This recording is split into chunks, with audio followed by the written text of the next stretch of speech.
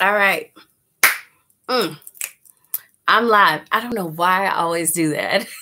This is me branching out into the live streaming world. And I'm always like, let's do this. That's me pumping myself up.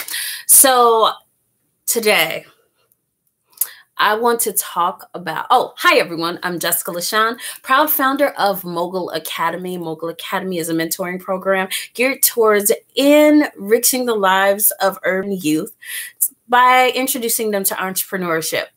My elevator pitch is a lot better than that, but I am in need of more coffee. So today I want to talk about Kanye West. I want to dig deep into this situation, and I even have some bullet points so I stay on point. Because what's happened with this whole Kanye West incident has blown my mind over the past 2 days. And it's because I really feel like people are missing the freaking point when it comes to Kanye. First of all, I think it's important that you guys understand that there is a 30-minute clip of this video.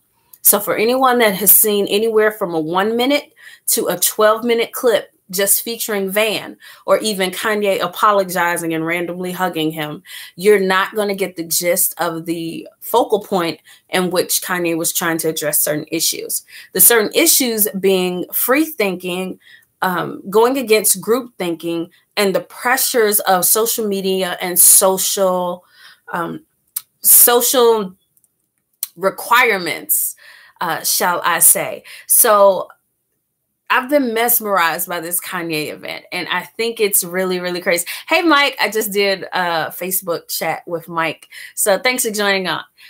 I'm mesmerized by this because, one, I absolutely love Kanye. If you don't know, I actually work for Good Music, and I have a direct connection with Kanye and worked with him, and I've seen his genius in real life, in person. So I take this personally when I hear people say Kanye is a lunatic, Kanye's lost it, all of that. And I want to touch on that from my personal perspective, knowing that I have a unique relationship or understanding of Kanye, because sometimes when people hear stuff like this in the gossip world, they're hearing it as just regular private citizens. They're not hearing it as someone that has a connection or can think of multiple situations where they've actually talked to this person, had a conversation, and sat down with this person. I have that background. So I'm able to view this differently because I've seen Kanye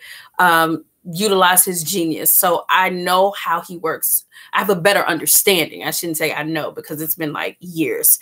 And I sent Mike a list of my points that seem to have captured me the most while I was watching the video. Again, if you don't know, there is a 30-minute video, and even that has been cut down because I think it was about 45 minutes out there that you guys should watch. So my first point is be free in life. Kanye sits down, he comes to the interview, and first of all, I think it's really weird that he actually walks up like typing. And is it bad that I don't know the black guy with the dreads, locks? I don't know his name. He's like the co-host, but I know Harvey and I know Van. I know why I know Van, because Van is fine. Not saying that the other black guy isn't, but I know he's wearing a ring. So when I see men with rings on their fingers, honey, I don't even, you become invisible. So Kanye walks up, and the other black guy with the lock says, "Hey, look, it's Northwest Dad." That was very interesting to me because it let me know where he was coming from. He wanted to present Kanye to the world in a more relatable fashion. Because when you think of him as Northwest Dad, that makes him relatable. Am I right, Mike? Does that make him more relatable? Or am I just making this up in my head? Because that's what came to mind when I saw that introduction. And Kanye sat down and he said that the whole point of this was that he wanted to increase people's awareness to thinking freely. And when we say thinking freely, we're talking about your ability to make a decision or live your life in a way that you really want to.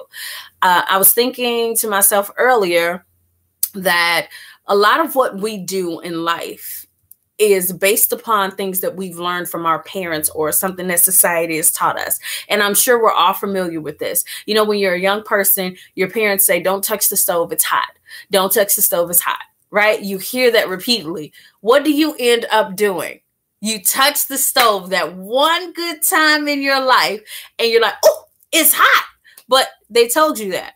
So it's elements like that that you learn early on, that when your parents tell you not to do something, you either really want to do it or you're like, nah, I'm good. My mama said, don't do that. I'm not going to do that. So that mental framing, that thinking, we're learning from other people's experiences and we're enveloping it so that it's almost like we experienced it personally. And then we're passing that knowledge down. There's even some scientific evidence, and I forgot the guy's name off the top of my head. There's even scientific evidence that trauma and things like that pass and reroute our DNA. And I'm getting really deep and I didn't mean to do that. And which is one of the reasons why I'm defending Kanye, because when you do a lot of research and you read a lot of research and you learn all these things, it's hard to sit down and deliver it to people in bite-sized portions that is relatable for others to just digest. Yeah, I know I'm getting too deep. I'm sorry. I'm sorry. So when you're thinking about thinking freely, you're thinking about your overall ability to just do what you want to do, live your life the way you want to without thinking about how other people perceive you or thinking about how society tells you to behave and what's acceptable and what's not acceptable. The second point that I wanted to talk to you guys about is things have different meanings to other people. When you're watching the interview with Kanye West, he realizes that sometimes he has to make analogies that people will better understand. So the main point that got this interview a lot of attention was when Kanye said slavery happened for 400 years. 400 years, that's a long time. Like, that sounds like a choice. I think people misinterpret that, and they thought that Kanye was speaking of slavery as its existence within America, when Kanye was using the reference of slavery happening for 400 years to be a reference for the mental slavery that's taking place now, in his opinion. And that's a long time. And we're just avoiding the fact that we have choices and that we have options. I think things got lost in translation. And I was watching an interview with T.I. on the Breakfast Club, and he said, I feel like Kanye needs to walk around with a translator because he says things that we don't get. And he's like 5 and 6 sentences away, or 30 minutes or an hour into a conversation later, you get what he's saying once you've got a whole context of it. So things mean differently. Things mean different things to different individuals. My other point is, you don't know what you don't know.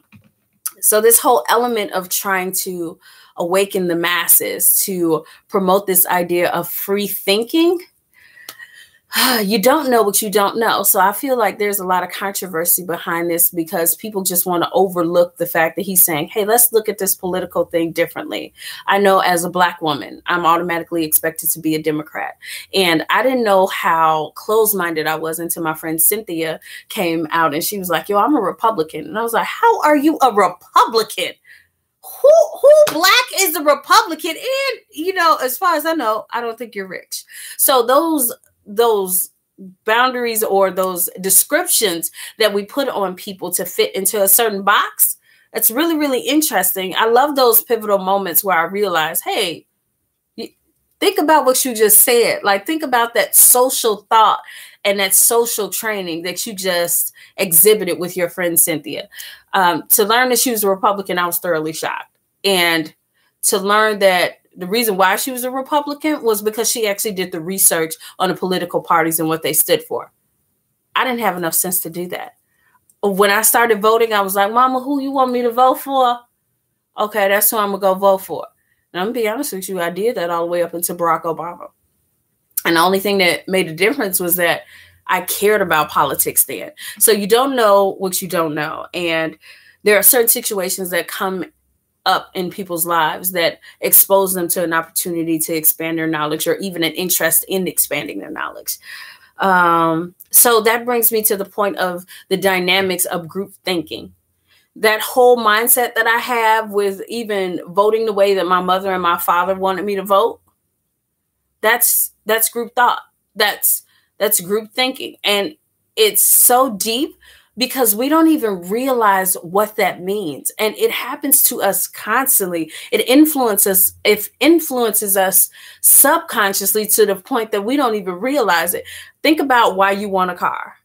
If you want to buy a new car, why would you want a particular brand of a car? Is it because you thoroughly like that? Or is there some type of stigma attached to that particular vehicle that will gain you some type of authority or value when people see you quickly? Will they automatically assume, hey, you've got money when you drive by? Is that why you want that car? Different elements like that. That's the best way that I can break this down quickly. And this is such a random experience for me because I rarely do live videos because I suffer from the ability to get to the point. But I have to do live videos more so that I can learn how to do that better. So my next point is, what happens when someone you know is judged by the public unfavorably? So when Kanye was talking about how he loves Trump, people were like, how could you love this racist bigot? Like, he's in office doing this kind of stuff. My thought is Kanye has a personal relationship with Trump prior to him being elected into office. So his viewpoint on who Trump is and what he stands for is coming from a personal relationship, which is what I'm saying now.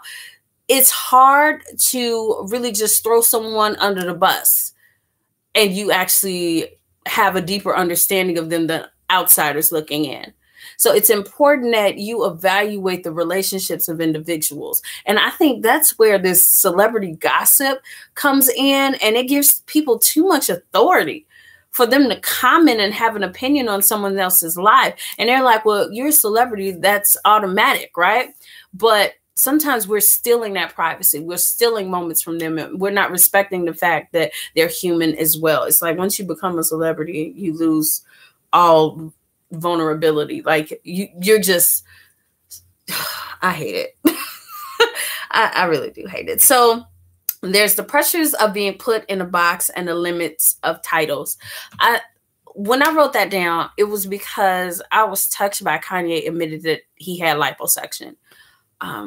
This may sound a little shady, but I really want to say this. I couldn't tell he had liposuction. Because it's like, did it work? But I love Kanye. I really, really do.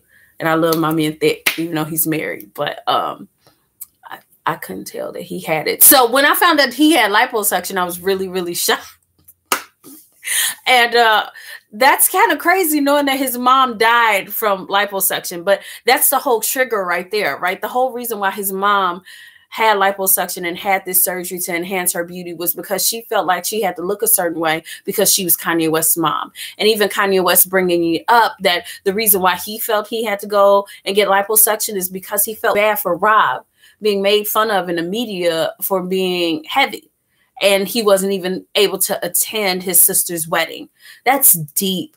That's deep right there, where your confidence is shattered so much and your whole ability to participate and go about your family duties as a brother, knowing that your father is dead and she needs you to walk her down the aisle.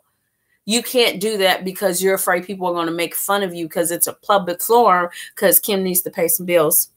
So everything's going to be public. And you can't walk your sister down the aisle.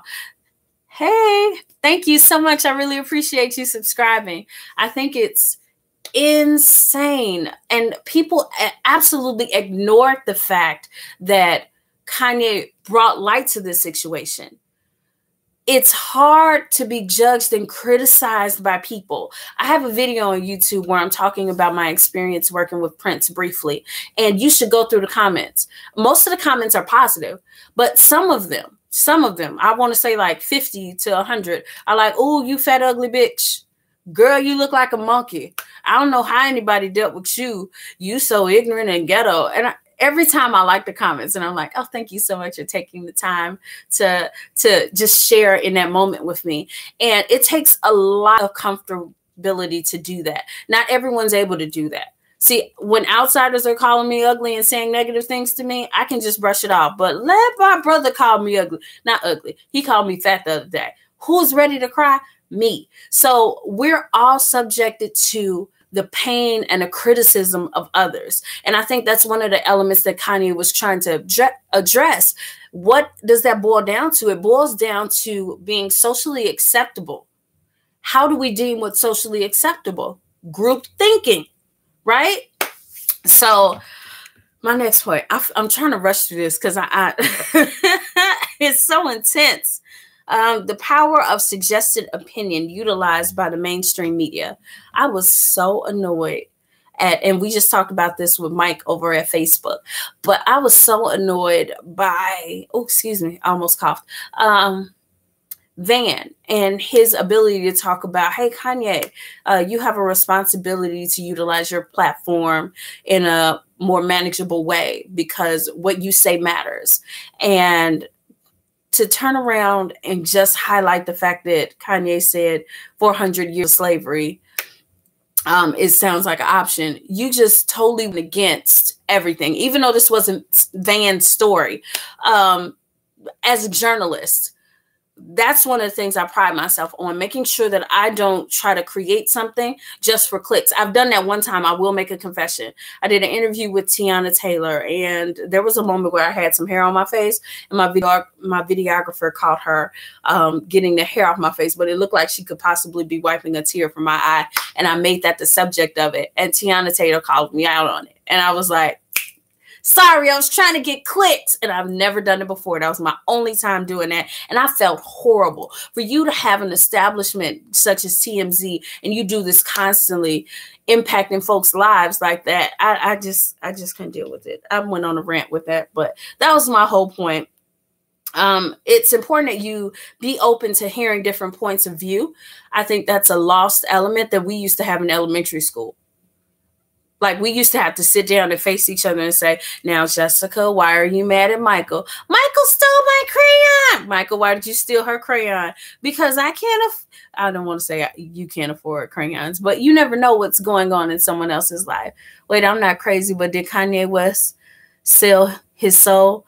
I really don't know. But if he did sell his soul, I wonder what type of currency they accept. That's the first thing that came to mind. I'm not even trying to be funny. That's the first thing that came to my mind when I read your comment. I'm like, do they accept pesos, bitcoins, what euros? What do you expect? I don't think Kanye sold his soul. I really think the issue is that Kanye is more of a free thinker, and he's thinking beyond what we're just taught regularly, which happens if you study religion outside of just the parameters of church. So one of the things that I really was touched by was the teacher's influence on his daughter. His daughter walked into Hermes bracelets. That's the thing, except okay, maybe it's polo for Kanye though. Maybe it's polo. So one of the things that I really felt was groundbreaking was when Kanye was talking about he was ultimately hurt that his teacher told his daughter that she was Black. So completely eliminating the fact that the mom is white, even though sometimes she doesn't acknowledge that she's white. She's a whole nother story. So the teacher said, hey, this white teacher said, you're Black because your dad's Black. That's a whole other realm. Why is that I have to denounce what my mother is? Because that's part of me. That's what makes me. And it's Kanye felt as if the teacher took away her freedom and automatically put her in her first box. This subcategory for social acceptance. There we go. And just unpack that yourself. Another part that I really loved in the 30-minute clip was when Kanye talked about the coffee table. And I can totally relate to this. When you feel moved to do something and you want people to know that you're serious about it, people can view your actions as socially unacceptable. He used the Tom Cruise standing on a couch with Oprah Winfrey reference as to why he didn't stand on a chair when he was speaking to a room full of people. But I think we're overlooking the fact that he wanted to connect with the people in the back of the room that weren't able to see him. He wanted to make sure that he was standing up on a pedestal, not just a pedestal for him to be looking down and talking crazy to people, but a pedestals to make sure that he could connect with everyone. And he didn't do that because he knew that that was socially unacceptable and that there were consequences to those actions. There would be consequences to his actions. Think about what Van said to him later on after he engaged him in thought. He was like, you need to think about your actions, man, and what you say. My next point is the pressure of bullying when Kanye had to get liposuction. Why should you care about these people thinking you fat? Why? That's all I have to say about that. Kanye, who cares? We know you got enough money to go get a trainer. If you fat, you must be going through something or you eating good. I can imagine you eating good because Kim got 2 kids now. She want to make sure, you know how many times you got to feed kids? You can't just feed kids once and twice a day. Kids eat all day long. I got nephews and a niece now. 2 nieces. So they eat all day. So you might be eating with them. No, that's why you're fat. That's all I care. I don't never really care that you're fat. As long as you sound good on your records. My next point is we are controlled by everyone's opinion. I've texted about that earlier. Kanye showed a lot of excitement once he addressed the crowd, which shows he was powered by influencing a group. When I was talking about him wanting to stand on the chair, that's what I meant by that. This is a point that I really want to talk about. You notice in the 30-minute clip, Kanye, when he was talking to the black guy, oddly, the black guy is mixed. Anyway, when he's talking to the black guy with the locks that co-host with Harvey, he was really dismissive to him. But when it came to Van, I don't know if it was because Van approached him with a very sound opinion of his actions or because the way Van approached him with Van's opinion, but Kanye respected him off the bat. Kanye wasn't like, hey, you're distracting me with my thoughts like he did the other guy.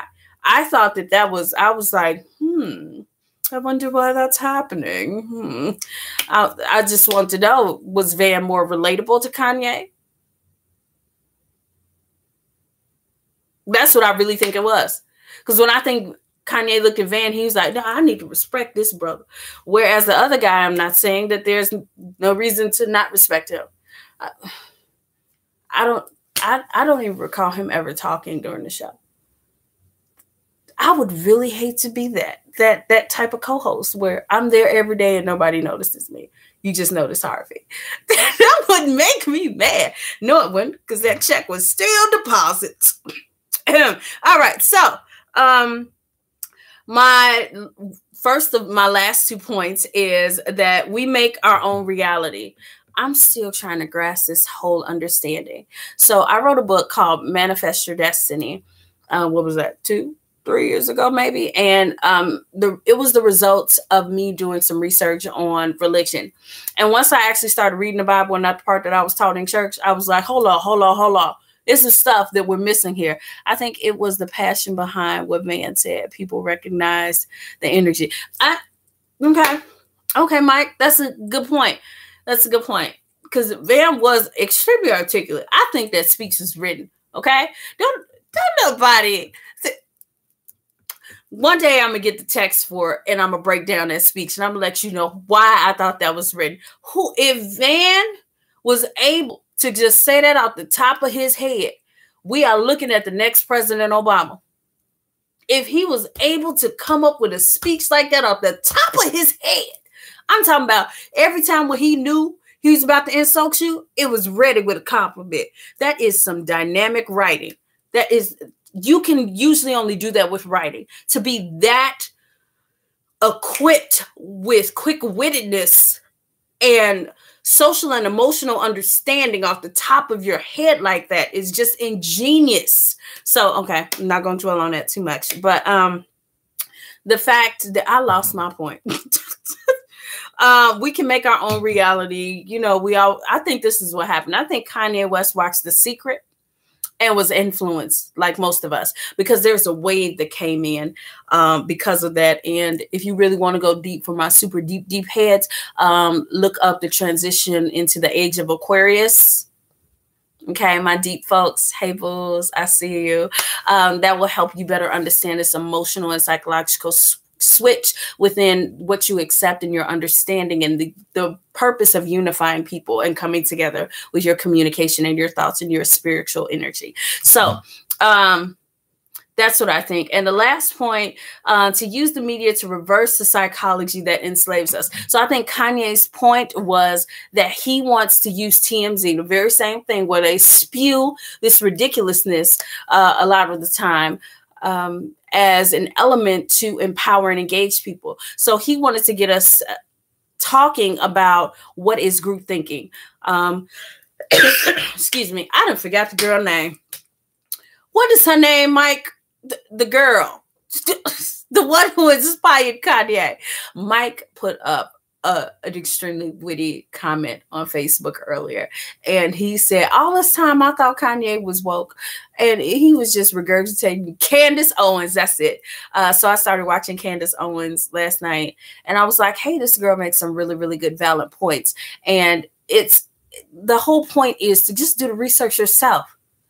Figure out what fits you and stop trying to just listen to what other people curate as their thought and their reasoning, because you don't know why. We all have different experiences socially that impact our judgment, that impact our moral compass, our moral code.